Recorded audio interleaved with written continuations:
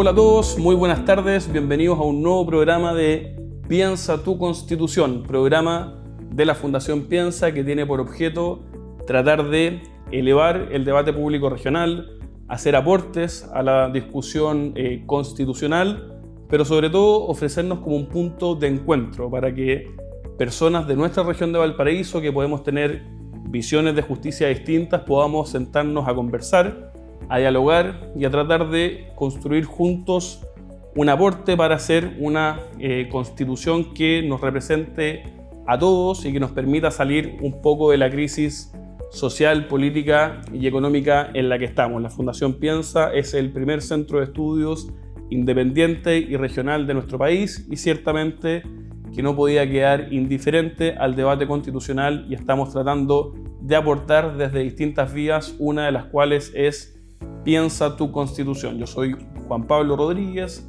director ejecutivo de la Fundación y abogado también de la Universidad Católica de Valparaíso. Como ustedes saben, lo que buscamos en Piensa tu Constitución, además de aportar contenido constitucional y ser un punto de encuentro, es poder ofrecer elementos de juicio, información, valoraciones para que cada uno de nosotros en la región de Valparaíso pueda enfrentar de mejor manera el debate constitucional. Es por eso que semana a semana en Piensa tu Constitución tratamos de abordar un gran tema que nos sirva como un elemento para poder enfrentar este debate constitucional.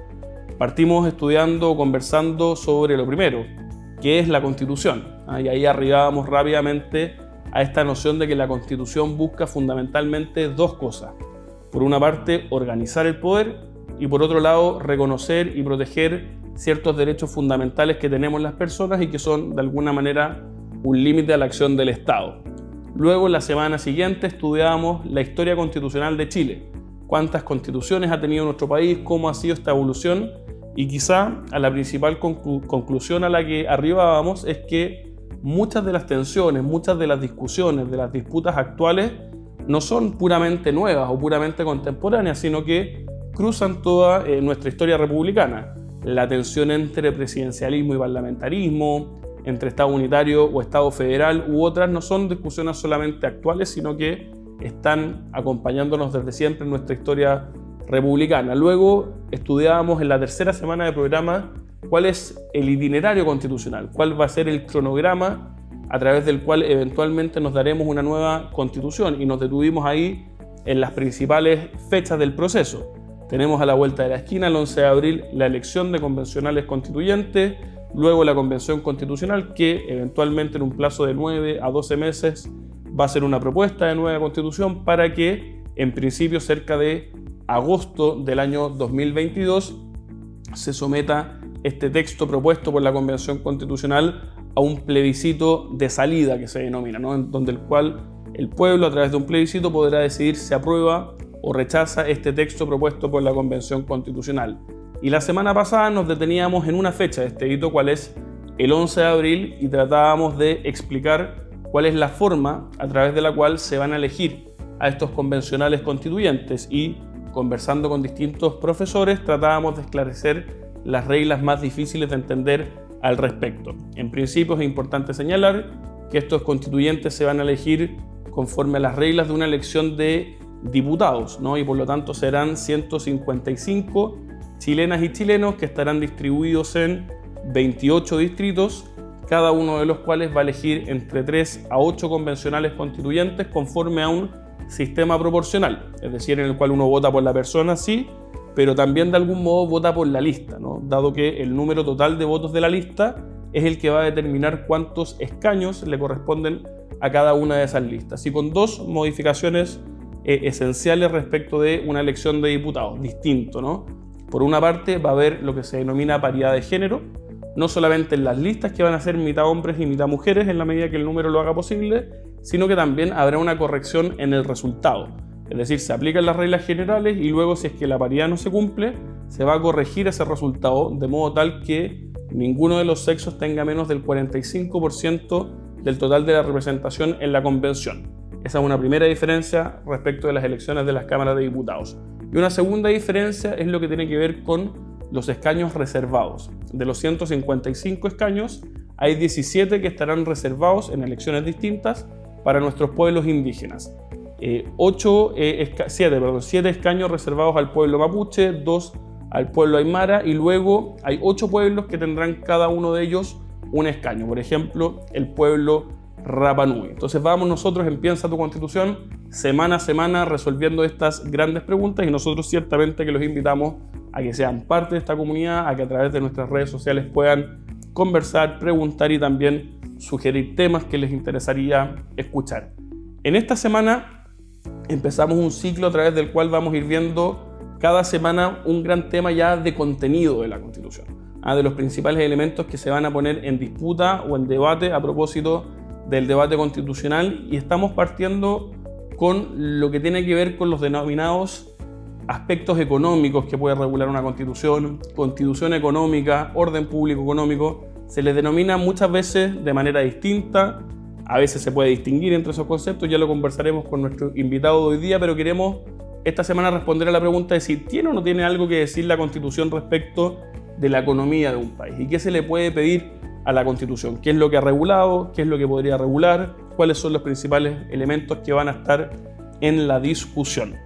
Y para ello nos acompaña hoy día un gran invitado, el profesor José Luis Guerrero Becar, que es abogado de la Pontificia Universidad Católica de Valparaíso, máster interuniversitario en Administración y Dirección de Empresas por las Universidades de Barcelona, Autónoma de Barcelona y Politécnica de Cataluña.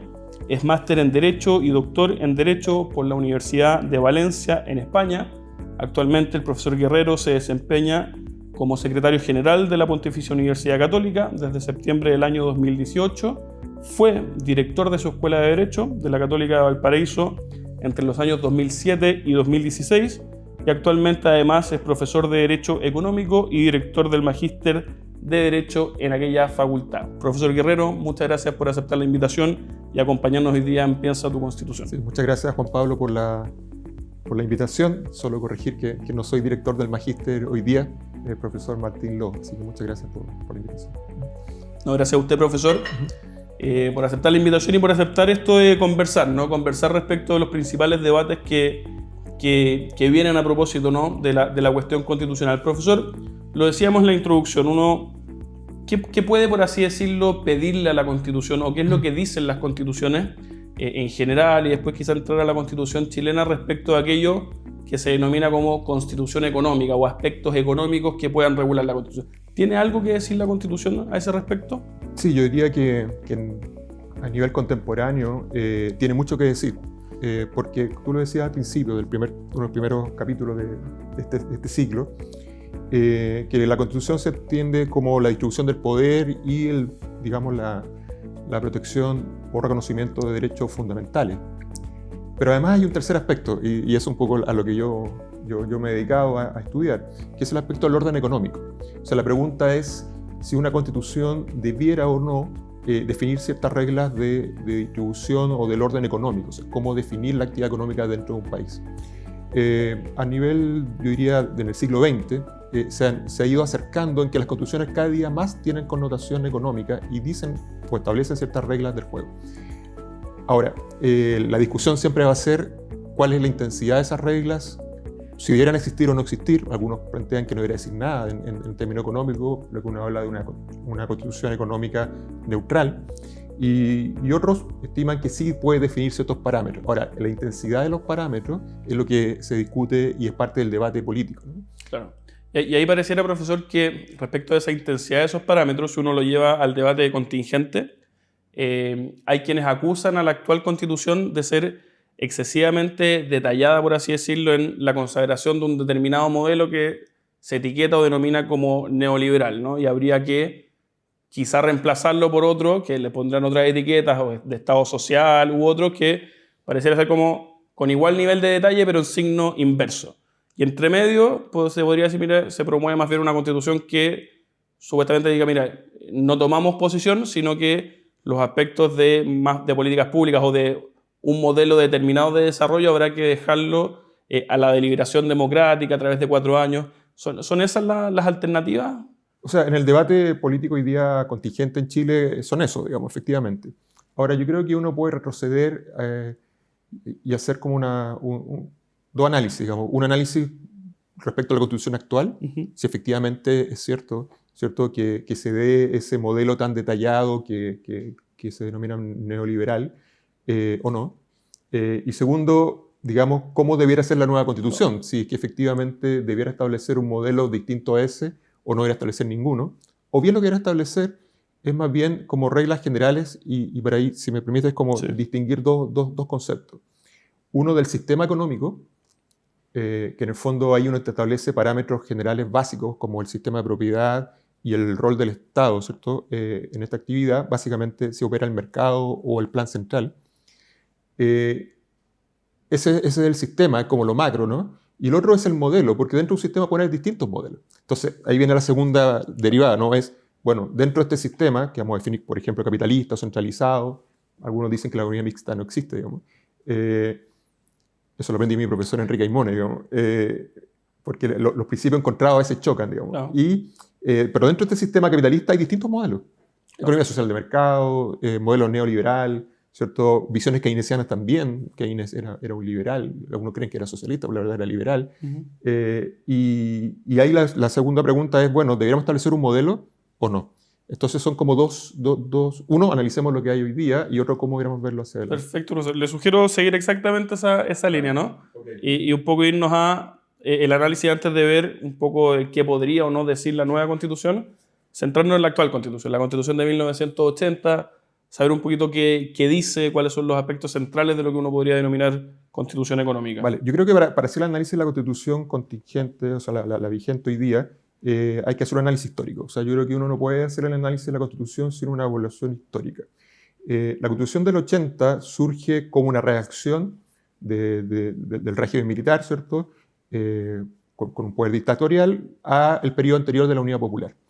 Y el periodo anterior de la Unidad Popular tenemos un proyecto, ¿cierto?, desde el punto de vista económico, político, de establecer un área social de la economía de manera relevante. Si uno lee el programa de gobierno y algunos discursos del presidente Allende, no le mintió a nadie, digamos. O sea, efectivamente ahí lo planteaba, que establecía un área social de la economía en la cual sectores importantes como la banca, por ejemplo, él entendía que debían estar dentro del control del Estado. Y si uno mira el desarrollo de la Unidad Popular solo en aspecto económico, y uno va al año 73, uno ve que al año 73 efectivamente la banca estaba controlada por el Estado, la inflación era de cerca, hay distintos estudios, pero ninguno baja del 500% anual, y con un déficit fiscal altísimo, porque claro, lo que se realizaba era, para poder incrementar el área social de la economía, y el Estado se hace cargo de esto, había mayor gasto público, había poco ingreso, y ahí podemos discutir el por qué había poco ingreso, o sea, de cierto bloqueo de Estados Unidos también, pero los hechos concretos, los datos, efectivamente había un alto gasto fiscal, una alta inflación, y además una vulneración, se decía por muchos, del derecho a propiedad. Y esto venía un poco de antes de la reforma agraria. Entonces, al año 73, más de 600 empresas privadas ya estaban bajo el control estatal, ya sea porque la Corfo, digamos, tomó acción y posiciones en ciertas áreas de la economía, o bien porque por la vía de los hechos, digamos, se tomaron muchas empresas aplicando un decreto que era el año 1932, el decreto ley 520, si no me equivoco, que estaba en la República Socialista el año 32, se dictó este decreto ley, pero no se derogó nunca, pero se dejó de ocupar, digamos. Entonces ahí Eduardo Noboa Monreal, que era presidente del Congreso del Estado, un gran jurista penalista prácticamente, se dio cuenta que no estaba derogado y lo comienza a aplicar. Los famosos resquicios, ¿no? Y eso es lo que se denomina la teoría de los resquicios legales. Entonces ese es el contexto, ¿no? Entonces cuando viene el golpe de Estado, y uno lee, por ejemplo, la declaración de principios de la Junta de Gobierno, claramente ellos lo que plantean es un cambio a ese. Entonces, básicamente los puntos eran propiedad, protección de la propiedad y rol del Estado minimizarlo, como una reacción a lo anterior. Entonces, de esa perspectiva, uno podría decir que la visión fue refundacional desde el punto de vista constitucional, en el sentido de hacerse cargo de lo previo, ¿no? Y por eso uno ve que en la Constitución del 80 están marcados estos parámetros de un sistema capitalista. O sea, uno lo aprecia claramente. O sea, una marcada protección al derecho a propiedad, y además por primera vez se incorpora un derecho fundamental muy claramente definido, que es a la libertad de empresa. Porque si uno mira las constituciones anteriores, la propiedad siempre estuvo, pero no con un gran detalle, sino que fue objeto de reformas, especialmente en los años 60 en adelante. Pero el tema de la libertad de empresa no estaba desarrollado, sino que más bien hablaba de la libertad de industria o la libertad de trabajo. Entonces, a partir de la libertad de industria se entendía que se podía realizar actividad económica. Pero el desarrollo que tiene la Constitución del 80 es inédito en ese sentido. Y eso responde a una cuestión ideológica. O sea, las constituciones no dejan de ser siempre ideológicas, ¿no? Entonces, a propósito de esto de la denominación de la Constitución actual como neoliberal, hasta ahí uno podría decir una Constitución liberal. ¿No? Pero ¿dónde viene lo neoliberal? Y ahí yo creo que hay que hacer un análisis también histórico, pero económico. Como decía antes, el nivel de inflación luego de la Unidad Popular fue hiperinflación. O sea, hoy día es inimaginable, ¿cierto?, que tenemos una inflación del 3-4%, tener una inflación del 500% anual. Pero el régimen militar no fue capaz en los primeros años de bajar esa inflación. Era tan alta, digamos, que al año 75 llegaba como al 400%, 350% anual. Y allí surgen, digamos, estos jóvenes que habían estudiado en Chicago, ¿cierto?, que eran de la Católica de Santiago, muchos de ellos, que habían hecho posgrado en Chicago, que tenían un plan alternativo, que se llama el Plan Ladrillo, al periodo de la Unidad Popular, en el cual ellos se formaron en la Escuela de Economía de Chicago, que en ese momento era una escuela en que primaba la visión monetarista, en el sentido que ellos decían que la economía se controla controlando la moneda, por tanto, controlando la inflación. Si tú controlas la inflación, eres capaz de controlar las demás variables macroeconómicas, que exista crecimiento económico, que exista pleno empleo, ¿cierto?, que no exista déficit fiscal. Esta era contrario a la visión keynesiana, que en el fondo decía, mire, ¿sabe qué? En realidad quiero que hay que preocuparse que la gente tenga empleo, y si por dar empleo y hay que aumentar el gasto público se produce inflación, no hay problema. Ahora, ambas no es que no le importaran los otros parámetros, sino que en el fondo en el corto plazo entendían que los caminos eran distintos. Entonces, bueno, estas personas, digamos, se incorporan al Ministerio de Hacienda, y fíjate que ahí viene el derecho y la economía, ¿no? Porque lo primero que hacen es dictar un decreto ley, en el año 75, que prohíbe al Banco Central otorgarle financiamiento al fisco, al Estado. Y esa sola medida que modificó la ley orgánica del Banco Central, que la última era del año 53, en que precisamente era lo contrario, en el año 53 se incorporó que el Banco Central debía propender al desarrollo del país y por tanto debía prestarle al fisco. Y había una caja de amortización de la deuda pública que nunca le pagaban, digamos. Entonces ahí cortan la llave, digamos, de la principal fuente de la inflación, que era la emisión por parte del Banco Central para financiar el gasto público, y la inflación baja, y al año 2 años después, el 77 por ahí, la inflación llegó a cerca de un 10%. Con que se la autocortan. Exactamente. Lo que es bien interesante como un análisis histórico más allá del contexto, ¿no? Que en el fondo es siempre un gobernante requiere la llave, ¿no?, para poder, pero la cierra. Y eso produce el efecto de efectivamente bajar la inflación, ser controlable, y claro, entonces parece ser que estos señores sabían de economía, y la Constitución del 80, que estaba la Comisión de Estudio de la Nueva Constitución, en mi perspectiva personal y lo que yo he investigado, claro, la visión más bien de los constituyentes, de la Comisión de Estudio de la Nueva Constitución, era una visión económica liberal. Pero este parámetro más bien del control de la inflación viene desde los economistas, de los que se denominaban Chicago Boys porque eran jóvenes y venían de Chicago. Entonces, si uno estudia el acta de la Constitución del 80 y uno mira, por ejemplo, cuando va el fiscal del Banco Central a exponer, y lo que dice él allí, y uno lo lee en el texto de la Constitución, es casi lo mismo. Entonces, yo creo, y esto es una opinión personal, que efectivamente la Constitución del 80 tiene un contenido neoliberal con apellido, monetarista. ¿En qué aspecto? En el aspecto más bien del control presupuestario. Si uno a un monetarista puro, digamos, que le busca, que siempre cree controlar la inflación a través de controlar la economía a través del control de la inflación, y le pasa esta Constitución, es perfecta. Banco Central Autónomo, todo el endeudamiento del Estado debe ser por materia de ley, iniciativa exclusiva del Presidente de la República en gasto público, si la ley de presupuesto debe ser cuadrada, digamos, por tanto, si hay el Congreso no puede incorporar nuevos gastos. Entonces, está muy bien diseñada a lo largo de las normas de control presupuestario en una visión neoliberal con apellido monetarista. Entonces, yo creo que allí está. Yo difiero de los que plantean que el neoliberalismo puro y duro está en los derechos fundamentales. Yo creo que ahí sí está el liberalismo, sin duda. Pero neoliberalismo, digamos, como uno lo entiende de Chicago u otro, no está ahí. Sino que está más bien en estas normas de control presupuestario. Fíjate que hasta el año pasado, ninguna norma de contenido económico de la Constitución fue modificada, a pesar de todas las modificaciones que tuvo.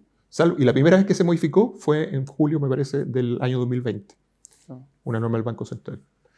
Y profesor, usted tocaba la pasada, súper interesante la aproximación. Estamos conversando con el profesor José Luis Guerrero de la Universidad Católica de Valparaíso respecto de el orden público económico, constitución económica, aspectos económicos de la Constitución, como usted le quiera llamar. Profesor, ahí también hay un aspecto que pareciera ser relativamente atípico en nuestra Constitución y que tiene probablemente mucho que ver con lo que usted decía de su origen histórico, ¿no? Una Constitución nacida en Guerra Fría, que tiene que ver con la extensión de la regulación del derecho de propiedad.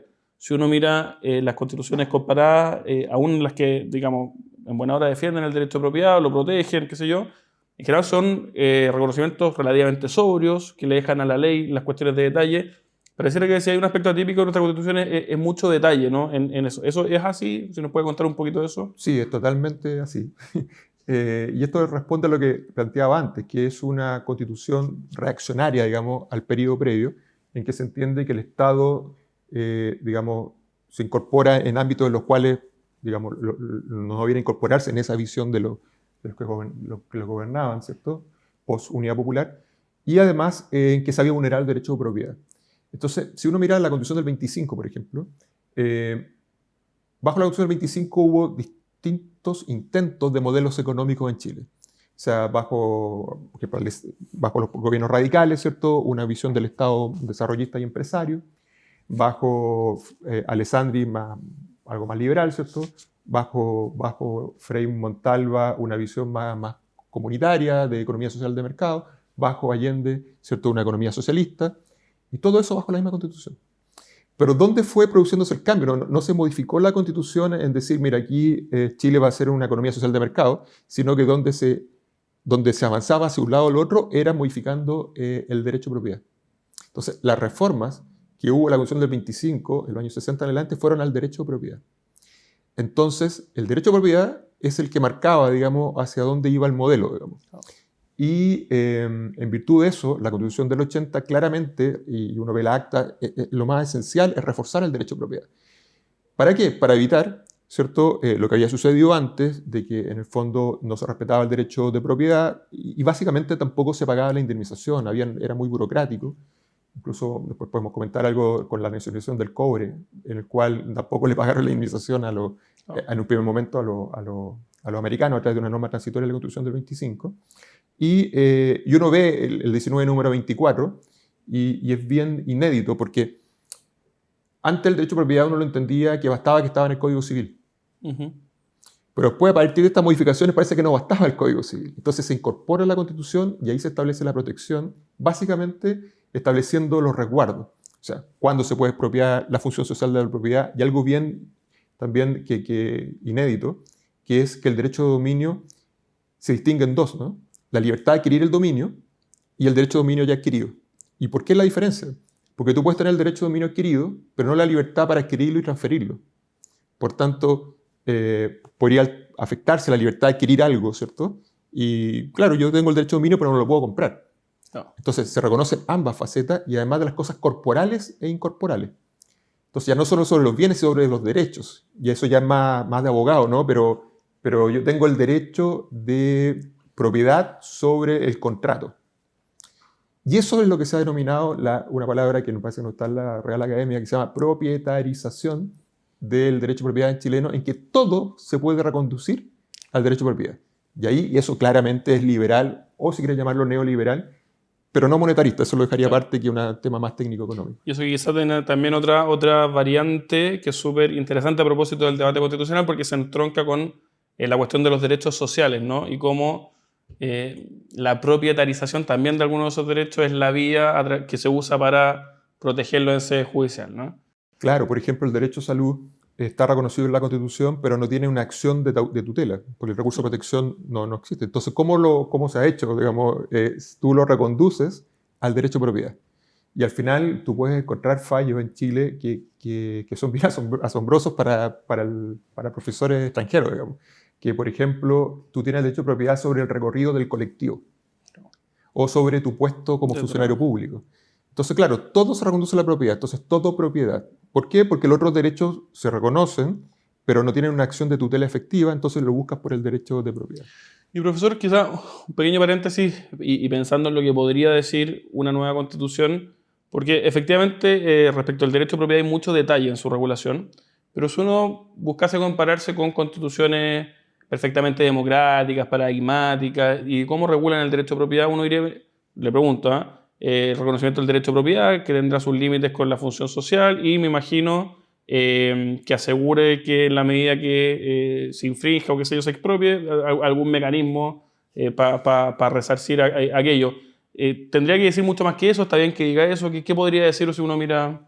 Si uno mira otras constituciones, lo que dice es lo que acabas de señalar. O sea, se reconoce el derecho de propiedad, se establece la función social de la propiedad, y si hay expropiación por razones de interés nacional o utilidad pública, cada constitución establece ahí ciertas reglas, hay un derecho a la justa indemnización.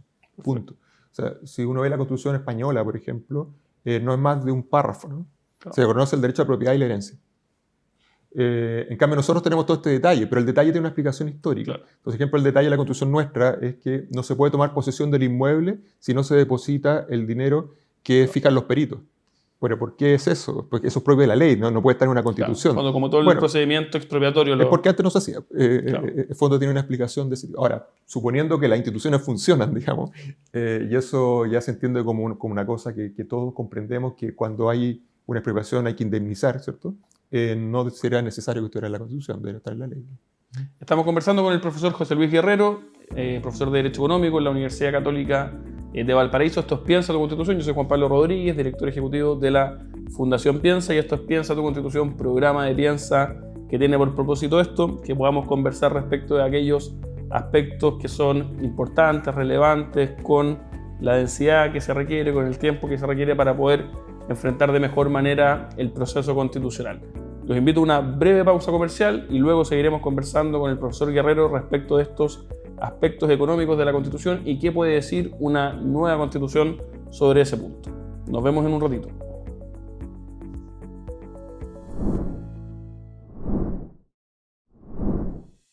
Bienvenidos de vuelta a Piensa tu Constitución. Yo soy Juan Pablo Rodríguez, director ejecutivo de la Fundación, y estamos acá en Piensa tu Constitución conversando con el profesor José Luis Guerrero respecto de los denominados aspectos económicos de la Constitución y qué puede decir o no una nueva Constitución a ese respecto. Conversábamos con el profesor Guerrero antes de la pausa comercial un poco de qué es una Constitución, qué puede en general decir sobre esto, y conversábamos fundamentalmente respecto de qué es lo que dice actualmente nuestra Constitución, entendiendo su origen, ¿no? Que como todas las constituciones están en un determinado momento de tiempo, y eso explica muchas de las cuestiones, ¿no? que aparecen en nuestra actual Constitución. Comentaba usted, profesor, que uno de los aspectos propios o quizá relativamente atípicos tenía que ver con este reconocimiento como derecho de la denominada libertad de empresa, ¿no?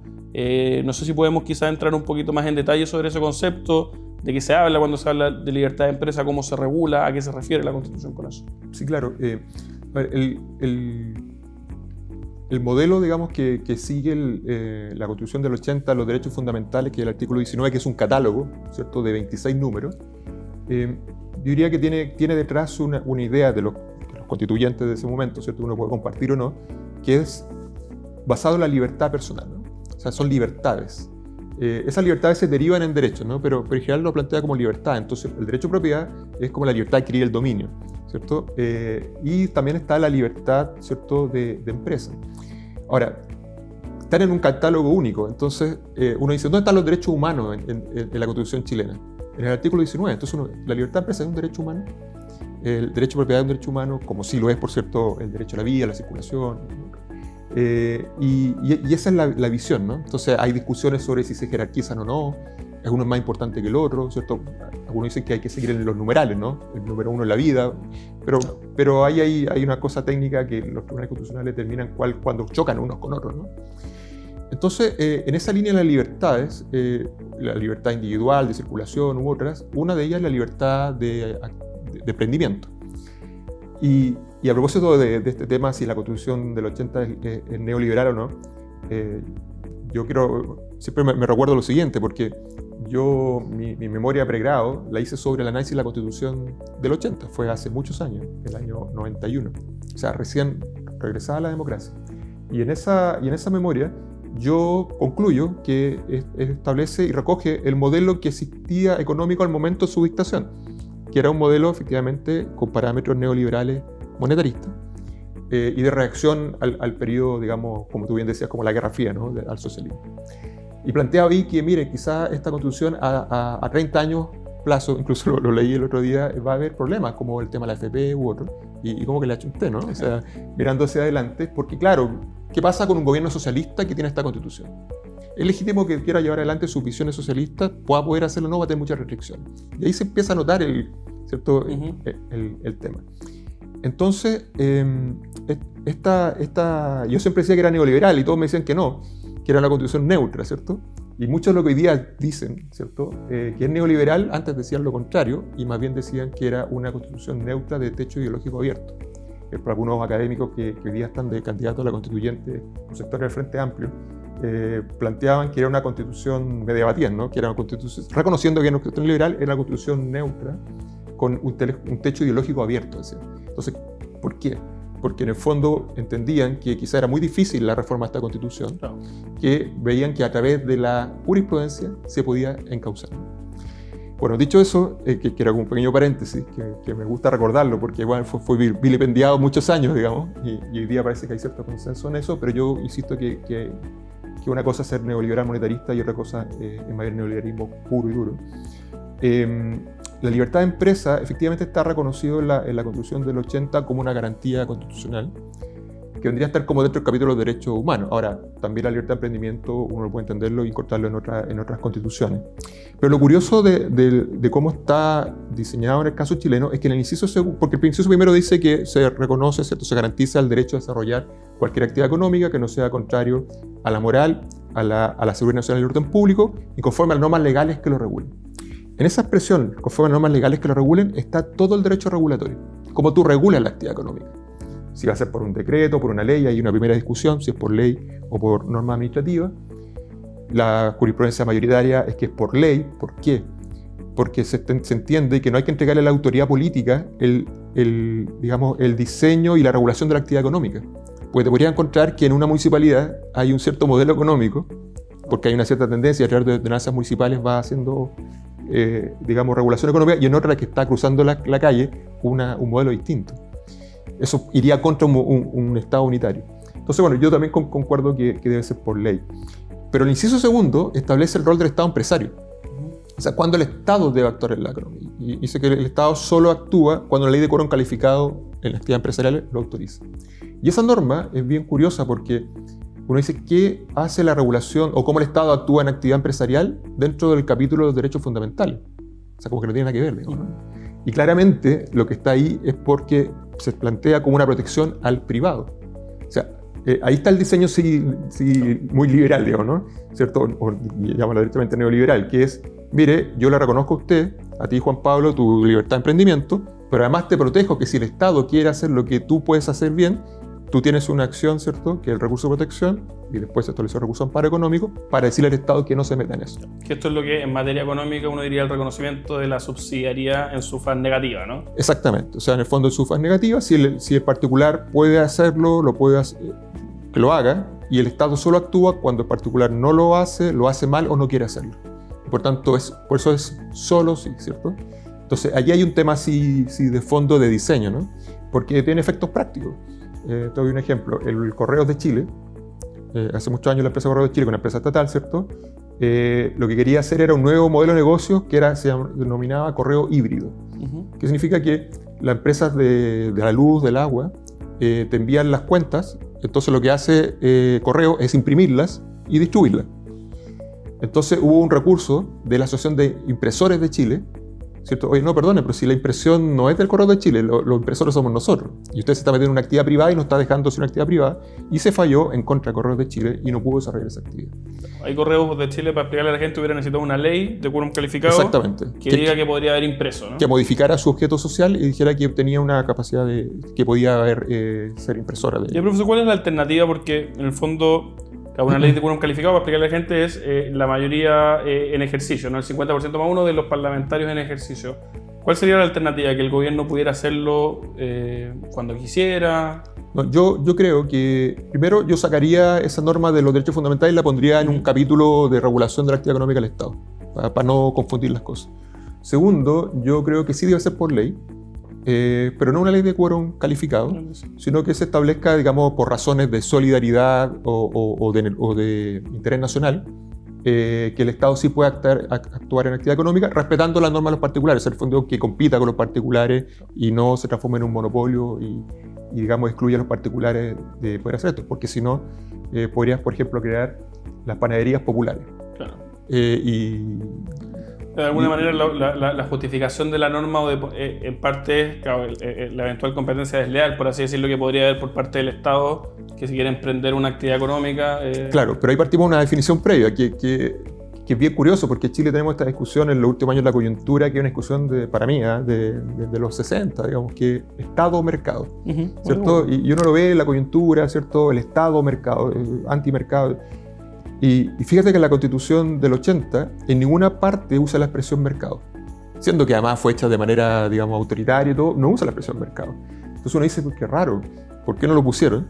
Que aquí en Chile hay una economía de mercado.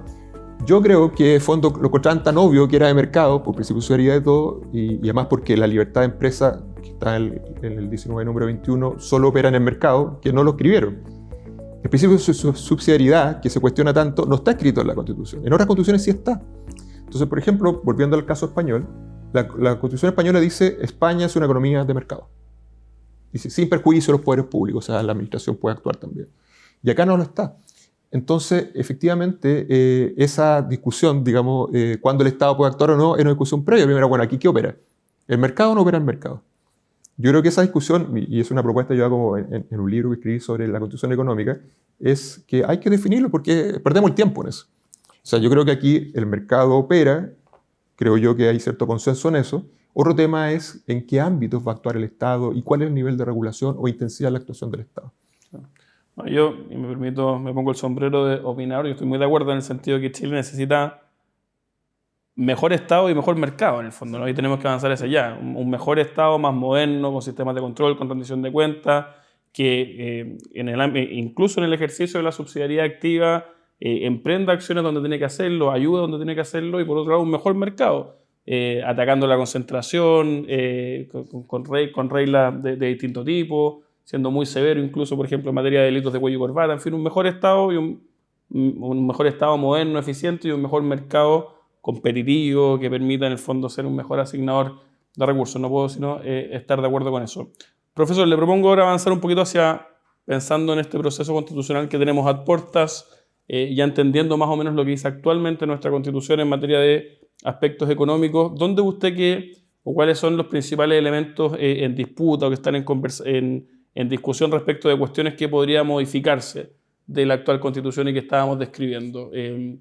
A ver si podemos ir ahí entroncar en alguno que nos parezca más interesante. Sí, bueno, yo creo que el tema que tiene connotación obviamente económica, yo diría que si uno podría identificarlos, son por un lado el tema de los derechos sociales, obviamente tiene una connotación económica, el tema del derecho de propiedad y libertad empresarial, como se llamamos recién, o sea, unido a los derechos sociales, y el otro es, digamos, la actividad, el Estado cómo participa en la actividad económica, y ahí hay que sumar un tercero que creo que es relevante, que es el control presupuestario del Estado. Claro. Yo creo que son esos como tres ámbitos, o sea, uno que podríamos agrupar, que es derechos sociales, más derecho de propiedad y libertad de empresa, el tema de la actividad empresarial del Estado, o sea, el Estado donde actúa directamente o no, y tercero, el control presupuestario del Estado.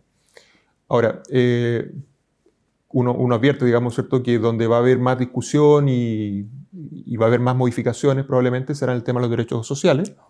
Ahí podemos tener distintas visiones, ¿cierto?, si hay que reconocer todos los derechos sociales y qué sentido tiene eso en relación a que efectivamente se pueda prestar esos derechos sociales y no crear falsas expectativas, que yo creo que es lo que va a suceder. El tema del derecho de propiedad, si lo limitamos en el sentido de hacerlo más simple, pero partiendo de la base que abajo están las leyes que protegen el derecho de propiedad, y la libertad de empresa, digamos, que creo que no debería tener mayores modificaciones a cómo está diseñado hoy día, digamos. Quizás yo le quitaría esto de seguridad nacional, orden público, ¿cierto? La moral, porque yo creo que ya ha evolucionado esos conceptos. Yo le diría que la libertad de empresa debe realizarse conforme o respetando el ordenamiento jurídico vigente, ¿no? Ahí quizá para recordarle a la gente, nosotros ya hemos conversado en capítulos pasados respecto a este tema, que sin duda alguna va a ser uno de los que se tome la agenda, ¿no? A propósito del debate constitucional, que es esto de los denominados derechos sociales, ¿no? Nosotros lo conversábamos antes. Uno de los aspectos de la Constitución es la protección, reconocimiento de los derechos fundamentales. Hay muchas distintas maneras de clasificarlo, pero una es distinguir entre derechos de primera generación, derechos civiles y políticos, derechos de libertad, si uno quiere, propios del origen del constitucionalismo, libertad de desplazamiento, conciencia, religión, el propio, según algunos también, el derecho de propiedad, que en el fondo implican para el Estado un deber de abstención, ¿no? ¿Cómo cumple el Estado, por así decirlo, con esos derechos que se respeten? No interviniendo, ¿no? Y si es que yo me quiero juntar con alguien, no impidiendo que me junte con alguien. Si yo me quiero ir de acá hacia otro lugar, no impidiendo que yo me mueva. Luego, ya en el siglo XX, el origen del denominado constitucionalismo social, se empiezan a incorporar, y eso en la historia constitucional chilena, la Constitución de 1833 reconocía estos derechos de libertad o estos derechos de primera generación. Luego, ya más hacia el siglo XX, se empiezan a incorporar estos denominados derechos sociales, que de alguna manera lo que pretenden es, a través de un rol ya más activo por parte del Estado, asegurar ciertos mínimos materiales que nos permitan a cada uno de nosotros seguir nuestros propios proyectos de vida, ¿no? El derecho a la salud, a la vivienda, a la educación, a la seguridad social, en fin, ¿no? Y que tienen una diferencia estructural con los anteriores, en el sentido que estos ya no son, por así decirlo, un deber de abstención para el Estado, sino que un deber activo, un deber de hacer cosas. ¿Y en qué está la discusión actual? Porque nadie discute que este tipo de derechos sean derechos fundamentales y tengamos que avanzar en ellos. La discusión tiene un poquito que ver con cómo se regulan, ¿no?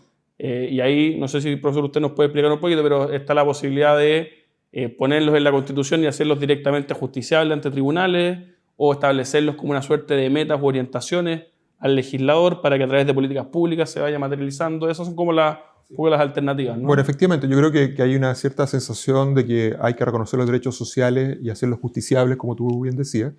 Y yo tengo una visión más práctica, ¿no? O sea, siendo abogado y profesor, pero creo que esto tiene que ser práctico, ¿no? Efectivamente, estos derechos van a tener sentido en la medida que el Estado tenga la capacidad de cumplir con la prestación, digamos. O sea, y eso dice relación con una estructura financiera del Estado, del sistema impositivo, ¿cierto? Del sistema de redistribución, que es donde ha fallado en las últimas décadas nuestro sistema. Tiene grandes cifras macroeconómicas y muy malas microeconómicas. Y eso dice relación con la regulación del mercado, tú también lo planteabas antes, ¿cierto? Entonces, yo creo que yo, en opinión personal, no creo en la visión justiciable y directa, ¿no? O sea, mire, yo no tengo una vivienda y por tanto exijo y presento un recurso de protección para que me dé la vivienda del Estado. Porque eso puede sonar bien en la Constitución, otra cosa es que en la práctica eso se pueda cumplir. Sí creo en que efectivamente el Estado tiene un deber, ¿cierto? Un deber con la dignidad de las personas y por tanto deben establecerse y reconocerse en la Constitución ciertos bases o principios de dignidad. Claro. Incluso en otras constituciones, por ejemplo, vuelvo a la española, que es un buen ejemplo, más contemporáneo, la del 80, digamos, pero una visión distinta, es que ellos distinguen entre los derechos propiamente fundamentales y los derechos ciudadanos. Y la propiedad y la libertad está en los ciudadanos, no está en los derechos, digamos, propiamente fundamentales, que son relativos a la dignidad. Y la acción para poder tutelar, digamos, es distinta. En cambio, aquí son todos iguales, recursos de protección. O no tienen, digamos, ¿cierto? No. Entonces, yo creo que estoy por la idea de que efectivamente hay que reconocer los derechos, pero más que justiciable, lo miro como una acción política. ¿En qué sentido? Que si yo establezco que el Estado tiene que propender a la vivienda digna, tú puedas, por ejemplo, acusar constitucionalmente a un ministro de Vivienda que no ejecuta el presupuesto, que no se preocupa de llevar las políticas públicas adelante, etcétera, etcétera. Viene a ser como un control ciudadano, algo que tiene que hacer, más que decir que efectivamente de aquí a un año no va a haber ningún campamento en Chile y todo, porque eso no va a ser así. Y además, profesor, también ahí si me permite opinar en eso, estando muy de acuerdo con lo que dice, agregándole al argumento, ¿no? Que hay un problema en hacerlos directamente justiciables, en el sentido de que de alguna manera se está radicando una decisión que es política en un órgano que no es político, que es jurisdiccional, digamos, los tribunales de justicia, y eso tiene, yo diría, cuatro problemas. Por una parte, sustrae de la deliberación democrática futura y de a dónde quiere la ciudadanía llevar las distintas políticas poniendo como todo en la Constitución y haciéndola como una suerte de camisa de fuerza en la cual va a estar todo, y después un poco lo mismo que se le critica a la actual, pero en un sentido inverso. Y luego el llevarlo a un órgano jurisdiccional, se traspasa una decisión que es política a un órgano que no tiene la legitimidad democrática, que son los tribunales, que no tienen la capacidad técnica para dictar políticas públicas, sino que tienen la capacidad técnica para resolver controversias, digamos, en derecho, y además que no cargan con la responsabilidad fiscal de sus decisiones. O sea, el que tiene que cuidar la billetera fiscal es el gobierno, controlado por el Congreso, pero claro, un juez que falla, qué sé yo, para cumplir un derecho. Entonces, yo le agregaría esos elementos que al menos a mí me hacen estar en un sentido muy similar al suyo, de que efectivamente hay que consagrar, incluso contemplar más derechos sociales en la Constitución, establecer a pensiones dignas, que no está actualmente, a vivienda digna, que no está actualmente. Yo agregaría, no sé si es derecho social, pero una buena administración, en línea con lo que decíamos antes, pero entendido más bien como metas hacia el legislador, como orientaciones que después se puedan materializar según la capacidad económica que tenga el Estado. Bueno, efectivamente, cuando se judicializa la prestación de derechos sociales, tienen los inconvenientes que tú planteas. Yo concuerdo en que efectivamente, yo siempre le digo a mi alumno, ¿no? La soberanía popular está en el Parlamento, les pueden gustar o no los parlamentarios, pero ese es el pueblo representado, no los jueces. Los jueces, al menos en el sistema chileno, no elegimos los jueces. Por tanto, que las políticas públicas las hagan los jueces, a mí no me parece, digamos, porque no tienen la soberanía popular detrás, ¿no? Ahora, y además se presentan problemas éticos públicos de tensión muy fuertes, ¿no? O sea, este tema, por ejemplo, de los remedios, ¿no? Claro. O sea, una persona requiere un medicamento de, invento, $10 millones. Pero resulta que esos $10 millones pueden salvar a mucha otra gente con otro tipo de enfermedades, y no uno, sino que... Entonces, es un problema ético que es muy difícil de enfrentar sin ser frío en la discusión, ¿no? Claro. Ahora bien, yo creo que efectivamente hay que plantearlos como orientaciones, ¿no? Como ideas fuerza en la Constitución. Pero yo diría dos cosas. Uno, la Constitución también tiene que ayudar al sistema o al aparato estatal a que esto se pueda concretizar. Y yo creo que la Constitución actual tiene varias restricciones que lo hace difícil a veces. Por ejemplo, el tema de los quórum, en algunos aspectos. Segundo, que el presupuesto, aunque no lo dice la Constitución, pero todos entienden que el presupuesto de una ley es anual. En cambio, yo creo que se podrían establecer presupuestos plurianuales para ciertas políticas públicas.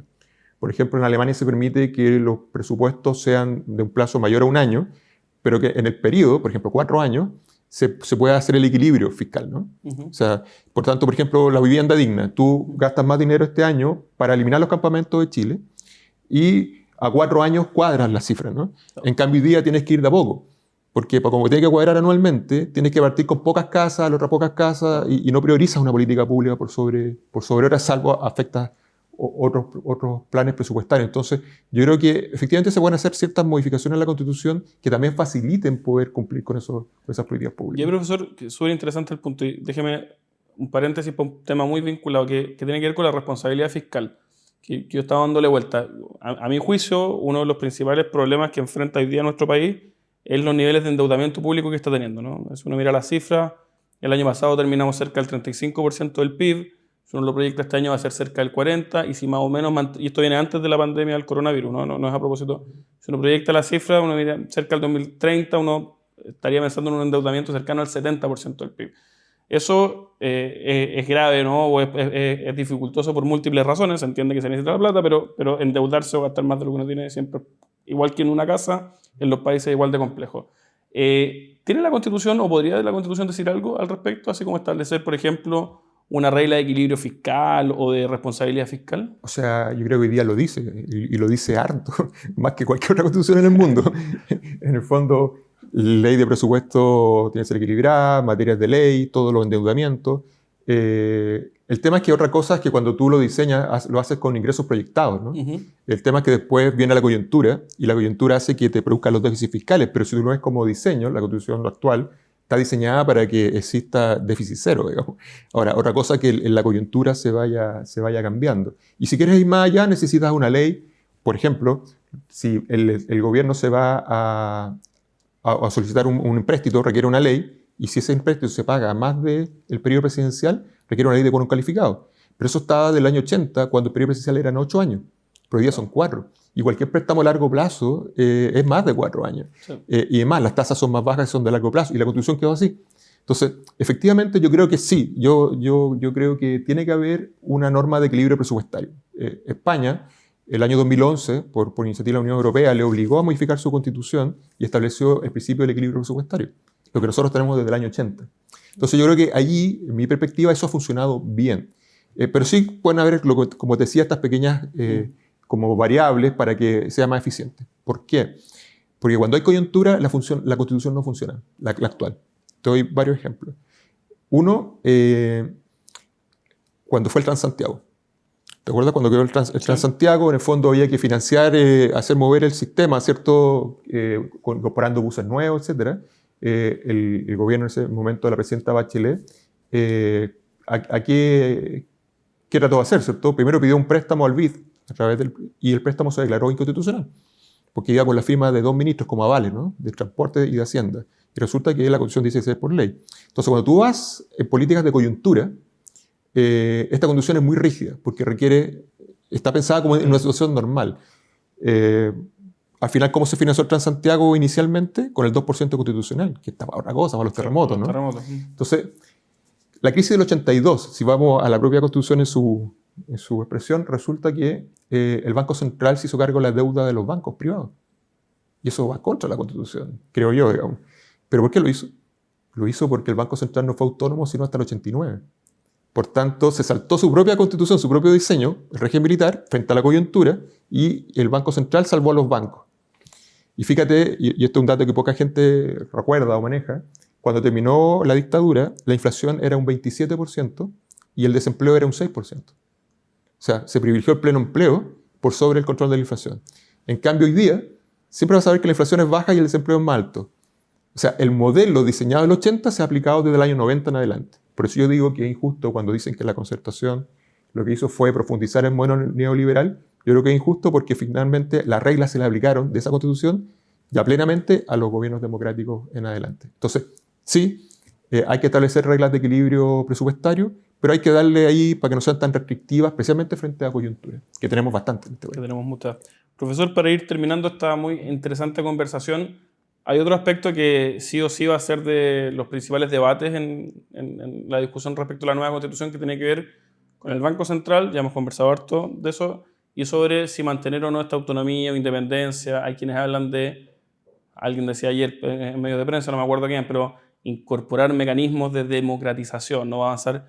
¿Se nos puede contar un poquito, reforzar la idea del Banco Central, para qué sirve y un poco cuáles son las alternativas que tenemos, y también si quiere su visión al respecto? Sí. Bueno, el Banco Central cumple un rol fundamental en cualquier economía porque es la que provee de los medios monetarios de pago, ¿no? O sea, el dinero. Ahora, el dinero uno no debe entenderlo solo como el medio de pago para comprar algo, sino que es un dinero en circulación que te permite asignarle precio a las cosas, ¿no? Entonces, claro, cuando esto está desequilibrado, se produce la inflación. Yo siempre digo, si tu economía produce 5 Super 8, ¿cierto? Y solo tienes 1.000 pesos, cada Super 8 va a costar 200 pesos. Si tú quieres subir el sueldo a todos los trabajadores de Chile y por un decreto se lo subes al doble, y en vez de 1.000 tenemos 2.000, y solo produces, digamos, los mismos 5 Super 8, te va a costar 400 pesos. Al final el mismo Super 8 no es más grande. Entonces, bueno, ese es el fenómeno de la inflación que afecta a los más pobres, porque la gente de menor recursos no le suben el sueldo por UF, ¿cierto? Por tanto, cada vez que suben los precios, es más pobre. Entonces, por eso la preocupación por el control de la inflación, y América Latina, en general, en los años 60, 70, su gran problema fue la inflación, y Chile también. Yo creo que en el caso de Chile, aplicando estas medidas monetaristas neoliberales, creo que ha controlado la inflación, o sea, sin duda, yo creo que es un ejemplo. Yo ahí soy más práctico, o sea, más allá de quién lo dijo, quién no lo dijo, y tú puedes pensar como ellos o no ellos, la cuestión funciona, digamos. Y si algo tenemos como desde el punto de vista de una economía estructuradamente seria, es el control del Banco Central, que gracias a la autonomía del mismo, desde el año 89 en adelante. Y por eso es importante que sea autónomo, porque justamente antes del 89, en la dictadura, el Banco Central no era autónomo. Y vemos que, por ejemplo, la inflación fue al 27%, y después del 89, básicamente el año 90 en adelante, el Banco Central ha dado muestras de un alto prestigio técnico. O sea, yo creo que hay de los pocos casos en que el cuoteo funciona bien técnicamente. Nadie podría cuestionar a las personas que están allí, al presidente del Banco Central actual, ¿cierto? que una persona de izquierda, digamos, ha tenido un comportamiento técnico y al revés cuando ha sido alguien de derecha. Yo creo que ese es algo que hay que mantener. Ahora, para que funcione bien un banco central, creo yo que efectivamente debe ser autónomo del poder político. Porque precisamente el problema de los bancos centrales es cuando no son autónomos del poder político. Porque ahí viene la visión más política que... Ahora, ¿cuál es el problema? El problema es cuando el Banco Central corre por su lado, ¿cierto? Y no aprecia lo que pasa en la economía y son como talibanes para el efecto del control de la inflación. Y eso pasó en Chile en la crisis asiática, por ejemplo, en que el Banco Central lo único que se preocupó fue de bajar la inflación, llegó a un 2%, y el gobierno, en este caso era de Frei Ruiz Tagle, comenzó a aumentar el desempleo y resulta que el Banco Central no cooperó mucho. No. Y yo creo que eso fue un aprendizaje para el Banco Central y hoy día ves que las tasas de interés son súper bajas porque entiende el contexto. Entonces, la ley orgánica del Banco Central dice que debe tener presente la política económica del gobierno. Como los abogados sabemos que tener presente es como eso nomás, si quiere la escucha. Pero yo creo que efectivamente en la práctica lo ha llevado adelante. Entonces, cuando algunos plantean ir contra la autonomía del Banco Central, que el proyecto de Michelle Bachelet era bajarlo a rango de legal, el manejo de la autonomía, o bien ahora efectivamente estaba escuchando que había un control democrático. Bueno, el control democrático está a través de la elección de los consejeros, también hay un sistema de remoción de los consejeros que está en la propia ley orgánica, y yo eso sí creo que es algo que hay que mantener. Fíjate que esa es como la clave del monetarismo, y fue modificado el año pasado, cuando se estableció que el Banco Central puede adquirir en el mercado secundario títulos de deuda del Estado.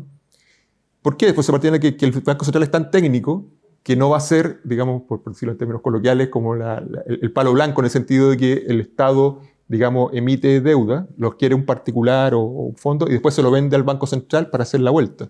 Sino que el Banco Central va a ser técnico y va a tomar esta medida, como lo hacen en otras partes del mundo, porque efectivamente puede adquirir estos títulos en el mercado de reventa o secundario. Claro. Y eso es una modificación del año pasado. Claro.